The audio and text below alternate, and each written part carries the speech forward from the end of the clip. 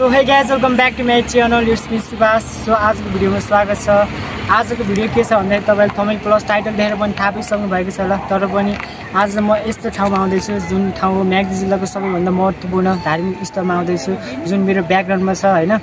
यो ठाउँ चाहिँ एकदमै प्रसिद्ध छ, किन भन्दाखेरि यहाँ मान्छेहरू आउनुहुन्छ, धेरै घुम्नुहुन्छ र मेन भनेको यो मन्दिरमा शिवरात्रिमा एकदमै आउनुहुन्छ। धार्मिक स्थलहरू राम्रो छ हैन। यहाँ चाहिँ एउटा एकदमै महत्त्वपूर्ण धार्मिक स्थलमा के छ भन्दाखेरि जहिले पनि साउनको सोमबार यहाँ चाहिँ एउटा भव्य मेला जस्तै पूजा हुन्छ। अनि त्यो पनि त्यसको साथसाथै यहाँ चाहिँ शिवरात्रिमा चाहिँ एकदमै शिवजीको पूजा गर्ने, वर माग्ने। यहाँ चाहिँ मेन शिवरात्रिमा धेरै भक्तजनहरू आउनुहुन्छ, पूजा गर्नुहुन्छ, वरमा आउनुहुन्छ। एकदमै महत्त्वपूर्ण ठाउँ हो। अनि पूजासहित यहाँ जो कोही पनि नेपालबाट कोही मुस्ताङ आउनुहुन्छ भने यहाँ एकदमै एकचोटि हेरेर गाडी राखेर पार्किङ गरेर हेरेर फोटोसोटो खिचेर जानुहुन्छ।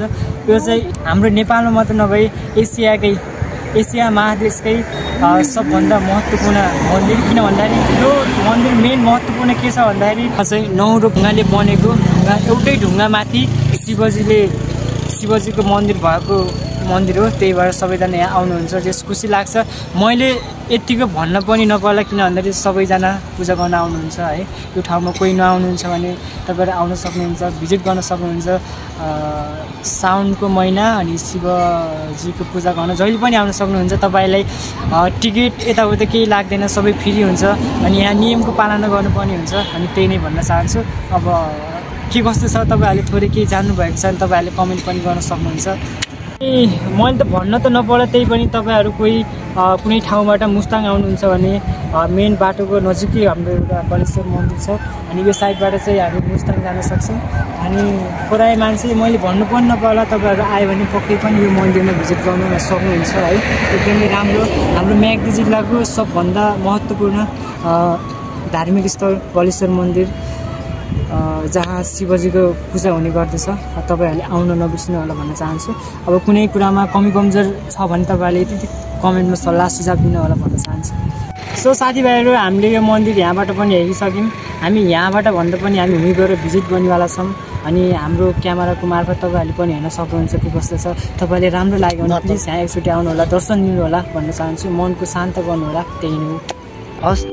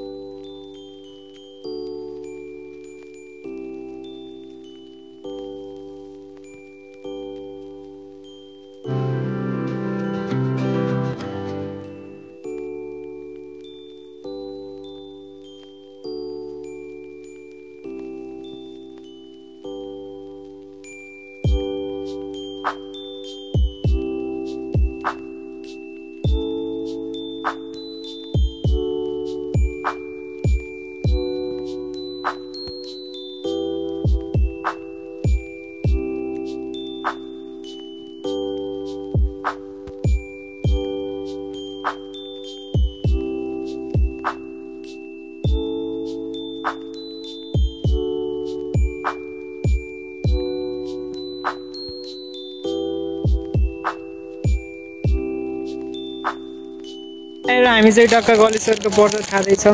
गलेश्वर मन्दिरमा आएर प्रसाद देखेन भाइ, दुईटा प्रसाद यसरी देखायो भने मेरो हातै घोर्छ फेरि होइन, छट्टै हातेको सो साथीभाइहरू, तपाईँले उताको भिडियोहरू देखिसक्नु भएको छ होला होइन।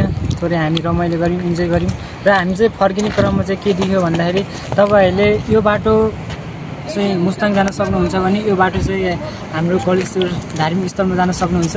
तपाईँहरू यदि तपाईँहरू थकित हुनुहुन्छ मुस्ताङ आउने क्रममा, गलेश्वर आउने क्रममा यो अवस्था समस्या होइन केही पर्छ भने तपाईँहरूले नडराइकन हाम्रो होटल याकलाई सम्झिन सक्नुहुन्छ। एउटा साथी पनि हुनुहुन्थ्यो, हामीले चाहिँ त्यहाँ गएर भेटघाट गरौँ यस्तो छ है यताउता सबैतिर भन्नुभयो, धेरै त भन्नु भएन थोरै भन्नुभयो। त्यसकारण चाहिँ तपाईँ यदि मुस्ताङ या गलेश्वर आउनुहुन्छ भने प्लिज त्यो होटलमा चाहिँ स्टे गर्न नबिर्सिनु होला भन्न चाहन्छु। अनि तपाईँहरूले अनलाइन बुकिङ पनि गर्न सक्नुहुन्छ, यहाँ र सम्पर्क पनि गर्न सक्नुहुन्छ। त्यही नै हो।